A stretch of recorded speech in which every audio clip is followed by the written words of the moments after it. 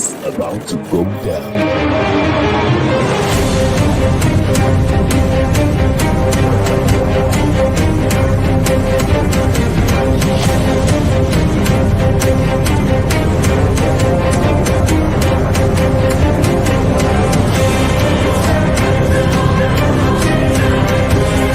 It's lovely pass, and there he turns cleverly. Can he find a finish? Oh, he can! Some skill by Joshua, and a return right hand. Good counter right. Bullen is hurt. Second right hand. That clipped him as well. Now he goes in for the kill. Well, Ricciardo is inching into the lead, and Ricciardo that win the Italian Grand Prix! Iguodala running the floor.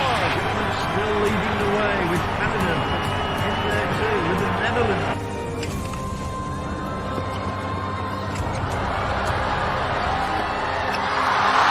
And Musa makes it 4 goals in 2 World Cup matches. The Monaco Grand Prix! Ricciardo triumphant in Monza. Through Bowden, Barrett, and an early touch and an excellent. Sports Orbit. We make the world go round. Hello, viewers out there. You're welcome once again to Sports Orbit, reaching you from Leadership TV. My name is Apa Atro. Salifu Usman is right here with me. Salifu, welcome to yet another wonderful edition of Sports Orbit.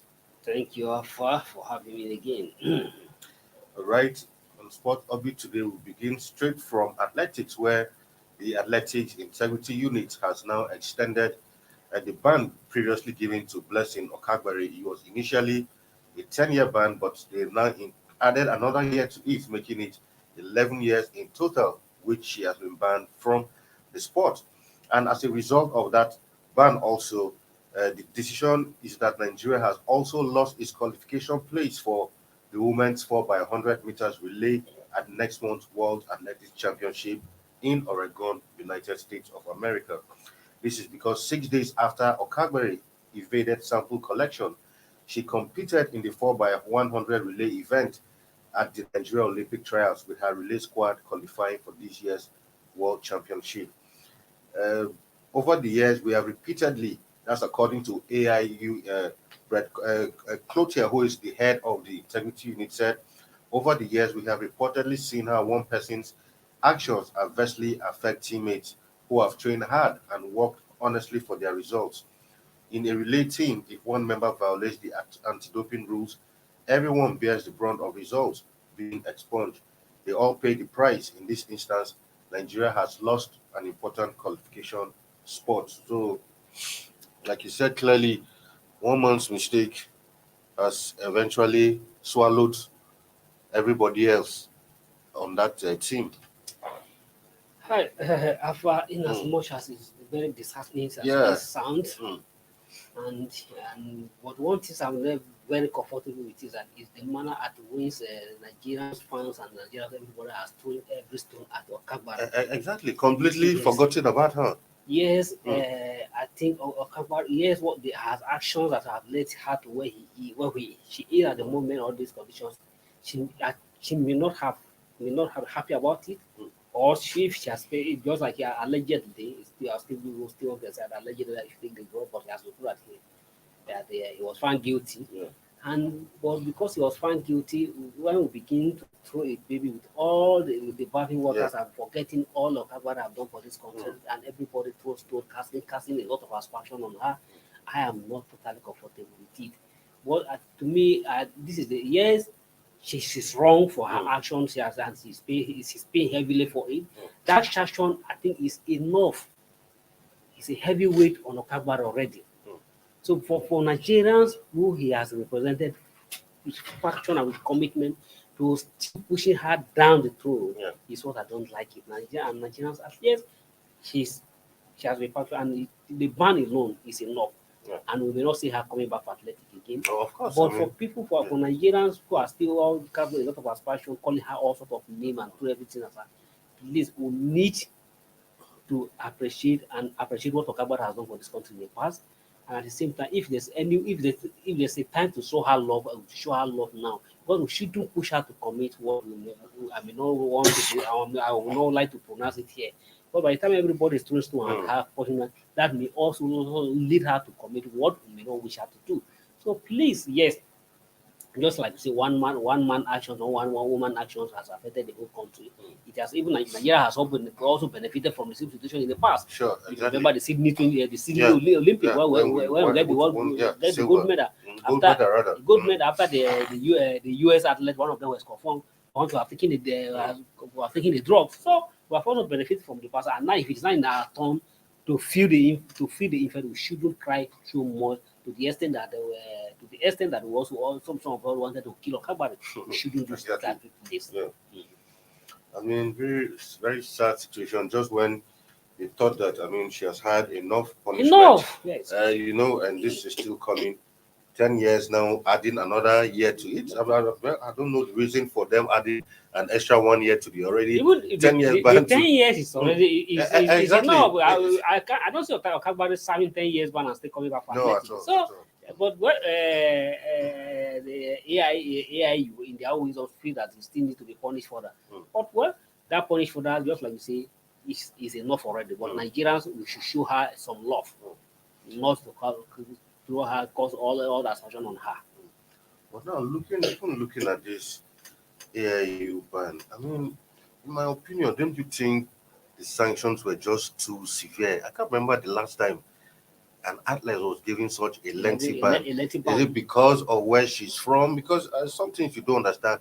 Most times you hear athletes being given 2 years, 3-year ban, but 10 years. I mean, it's really too severe in my opinion. Well, it's really severe, but one thing I may understand or may have led to is because sometimes when you are anger, you can stay if you not control your emotions and because of your angers and actions can push you to pronounce something that you may not want to pronounce.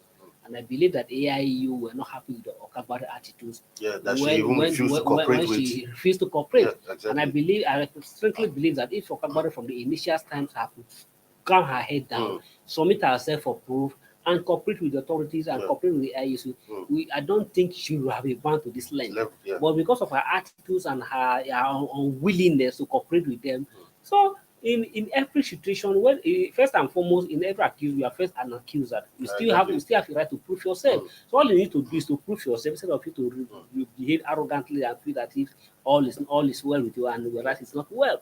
So I strongly believe that it is her attitudes and her not compliance with the rule with the ISU and not submitting herself for proof that may have triggered this long length of ban. All right. I mean, really, I don't know what to say, but especially now the 4x100 team has been affected also. So, come the World Championship, we won't be seeing the female taking part in the 4x100 meters. And this is strictly going to affect our athletes very well.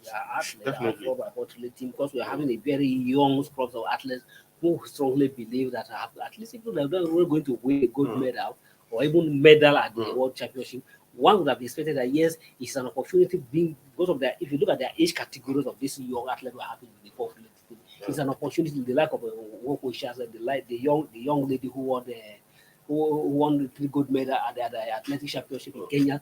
These are the young guys who are coming up and who have formed the 4x100 team, and one would have said that they could have built the country proud. Even though they don't even medal, Nigeria could have been satisfied with their performance at the World Championship. Now that opportunities have been taken away from them. Now we will have to wait for another lengthy years before we can get to this. But I still don't believe that we will not be disqualified from the World or Commonwealth game. Yeah. I don't know whether this is still going to affect our Commonwealth. For now, we haven't heard anything suggesting that. I don't think this will affect the Commonwealth game because the forward game qualification was just played at the Benin Republic in Benin. So I don't think this will affect it will still be carried over to the Commonwealth game.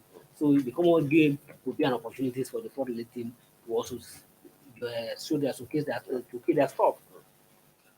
Right away from that now to some basketball where the NBBF has unveiled a 12-man squad for the FIBA African World Cup qualifiers, which will take place between 27th of June. That's actually started yesterday, and 5th of July.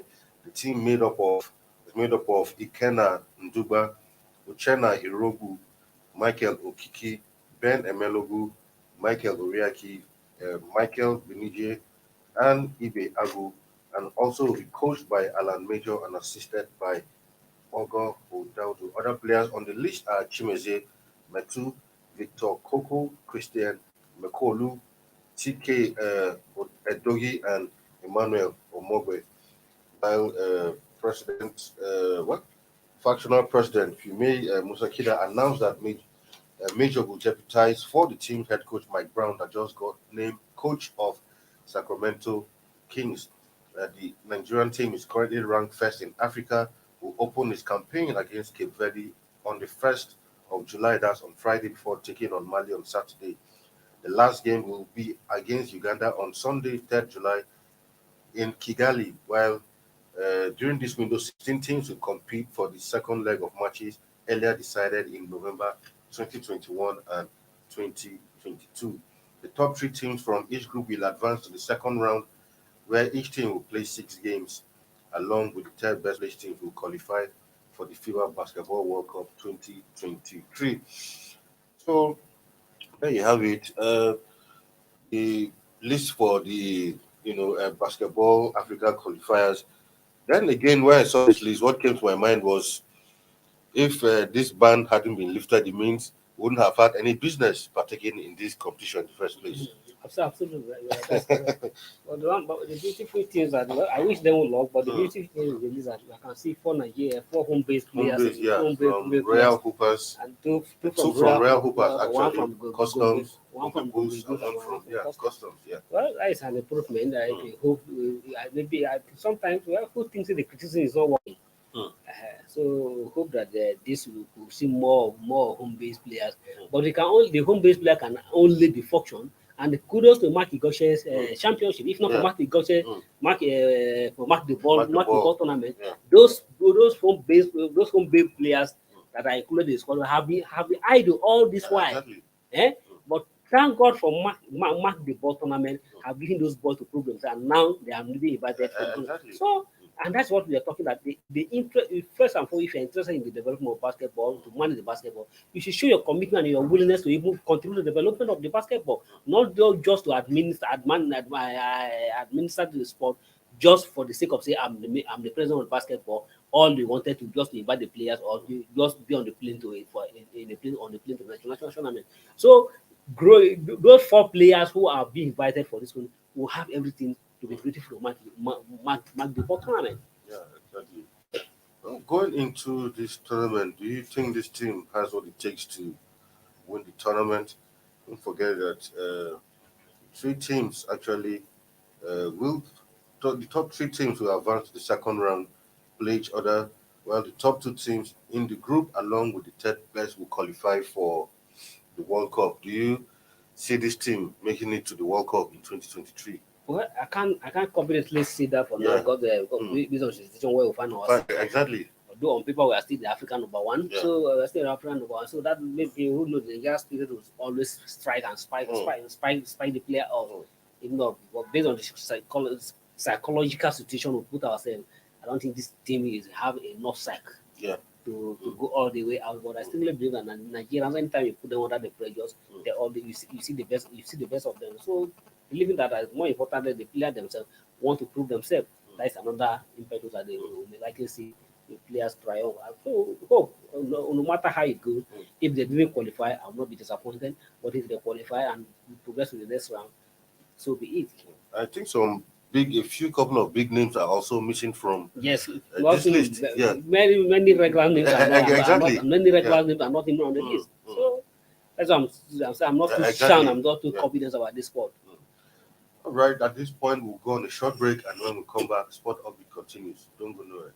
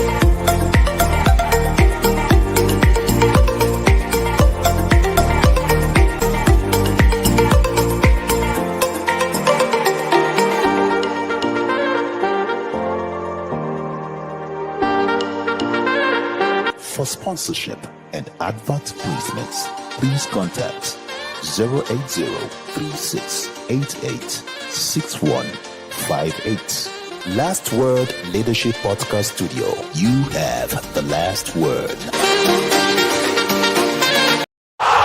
Sports Orbit. We make the world go round. Welcome back from that short break. You're still on to Sports Orbit. Now to the Super Falcons, where head coach Randy Waldron says his team's main goal at the 2022 WAFCON in Morocco is to qualify for next year's Women's World Cup. Waldron and his team will slug it out with South Africa, Botswana, and Burundi in Group C, and qualification into the semi-final will guarantee a World Cup ticket. For him, he says, what comes to mind is thinking ahead of the importance of qualifying. The World Cup qualification has always been the goal as much as we want to win the AFCON Championship. The most important thing right now is qualifying. And in the other thing that a coach is always concerned with is preparation and getting things done the right way. I think we've prepared well, and overall, I'm pleased with the past year and the preparation that we had. For Waldron, it is not a way of ensuring that too much expectations or it's not put on the Super Falcons by saying, well, our target is qualification, not winning because maybe he feels if Nigeria does not win this competition, as usual, the Nigerian fans who might qualify for the World Cup, but Nigerian fans will say, look, we've dominated African football, so why can't we win another title? Especially looking back at what happened at the Aisha Buhari meet here. So maybe he's trying, yes, exactly, for Nigeria not to expect too much from the Super Falcons. Well, sometimes it's part of this mind game, and I believe that it's just a mind game, but I am not, and I don't think Nigeria will take that excuse for him, saying that Exactly. winning the AFCON is not as important. If you win, you still qualify for the World Cup. Exactly. So why not go for the two? Just aim higher, so that aim fire, and in case you drop, then you drop to the qualification. Exactly. So I don't think he has any skills to do because every Nigerian has won that competition, every edition of that competition, except on one occasion when we lost it to Equatorial Guinea. So it doesn't. It have, and every Nigerian coaches who have managed that team have also tried to have also winning that competition. Exactly. So even the Thomas Tenebe, who also came from Sweden, also win the title. So he has no excuse not to win this competition. So we definitely have to go. Nigeria as a team to beat and we ensure that we win. Yes, we'll be okay with the World Cup ticket, but the ultimate goal is we can't lower our standards. Expectations, yeah. So the standard of the Super Eagles is always the championship. So he can't lower the standard. So he has to ensure that the team gets to the AFCON and WAFCON and win the title. And if we win the title, we want to go to the World Cup as African champion as always they be. Completely. For me, I feel that's just an excuse. I mean, why not give Nigerians hope and say we are going? Yeah, exactly. I hope he's not being afraid because of what happened at Aisha. Exactly. Yeah. South Africa are very motivated, are very eager.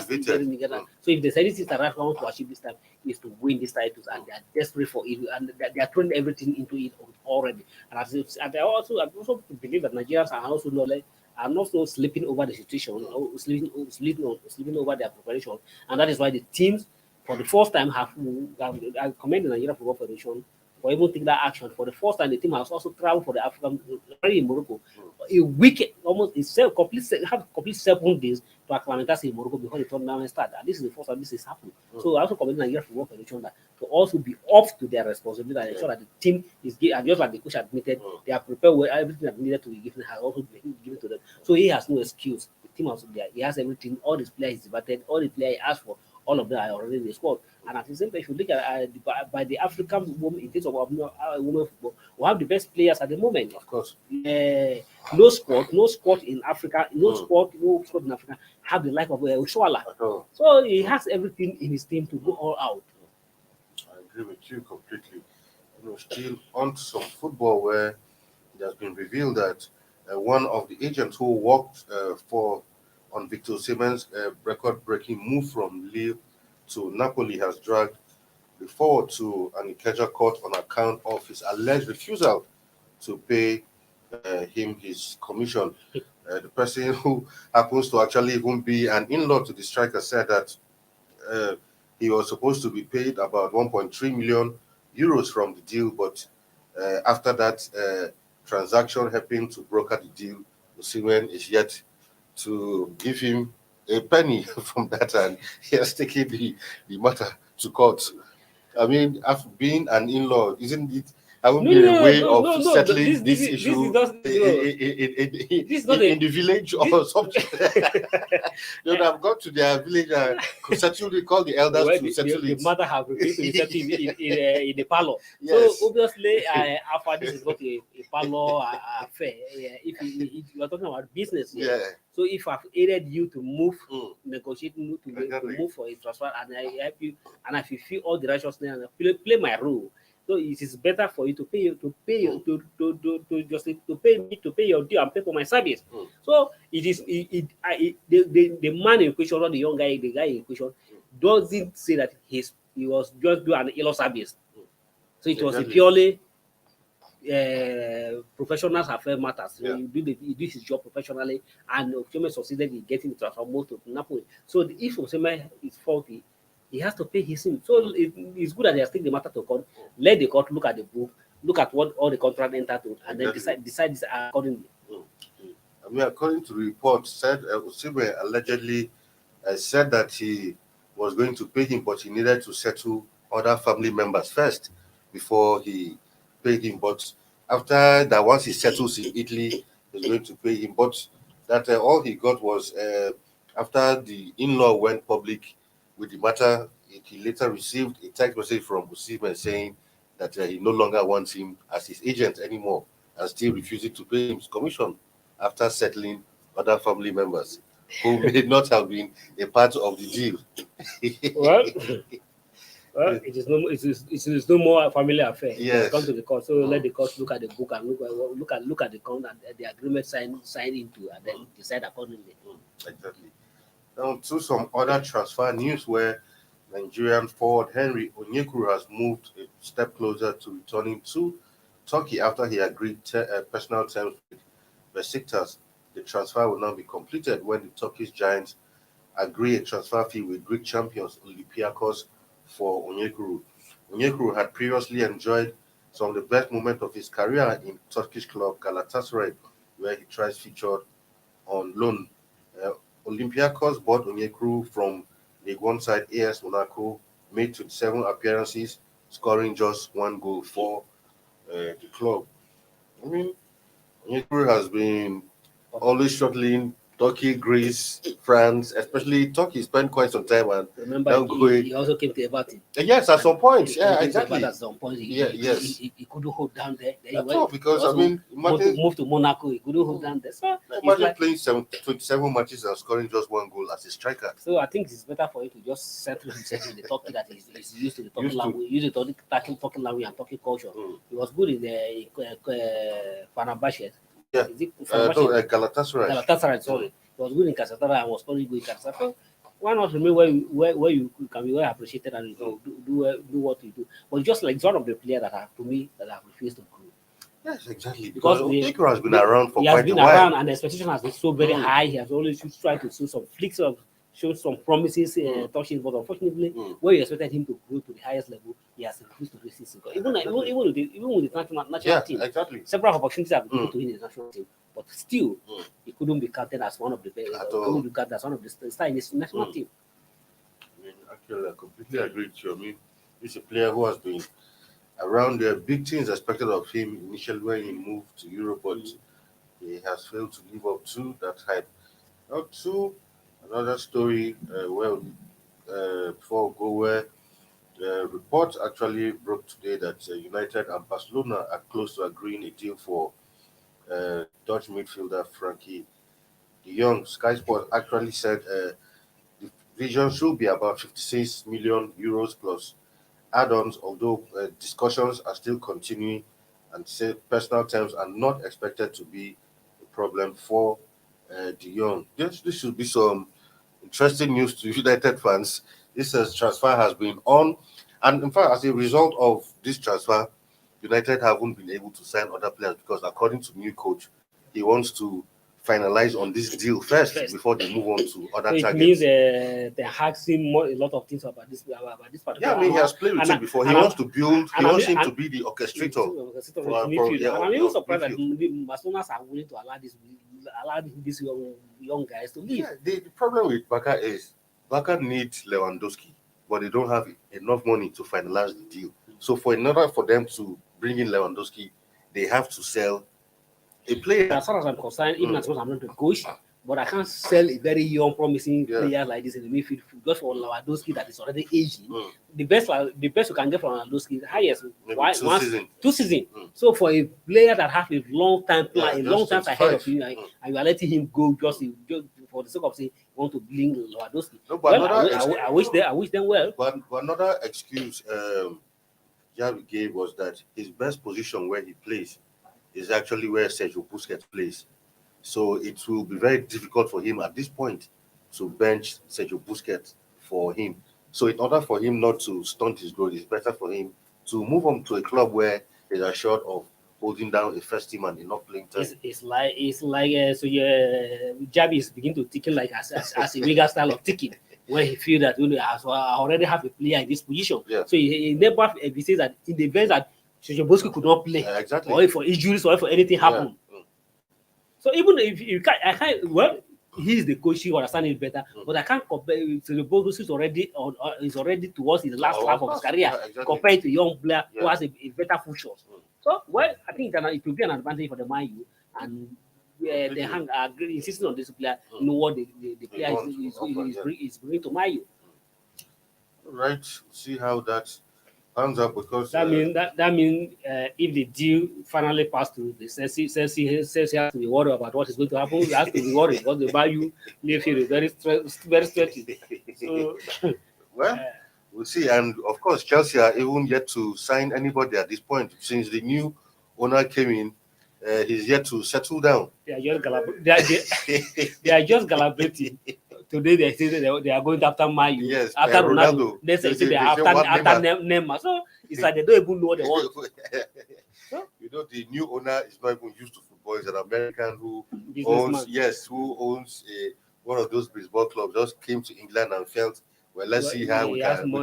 And don't be surprised that maybe very soon you see that they want the Gitan. So all he wants to be is just a big name. Yes, exactly. Well, we'll see how this pans out. Well, for now, that's all we have for you on today's episode of Sports Orbit. But tomorrow again, we'll return with the midweek edition of Sports Orbit. Salifu, once again, thank you for being in the studio again. It's a pleasure. All right, tomorrow will be another exciting and interesting package on this program. Stay safe out there. My name is Afa Acho, and it's bye-bye from here. Thank you for watching. For sponsorship and advert placements, please contact 080-3688-6158. Last Word Leadership Podcast Studio. You have the last word.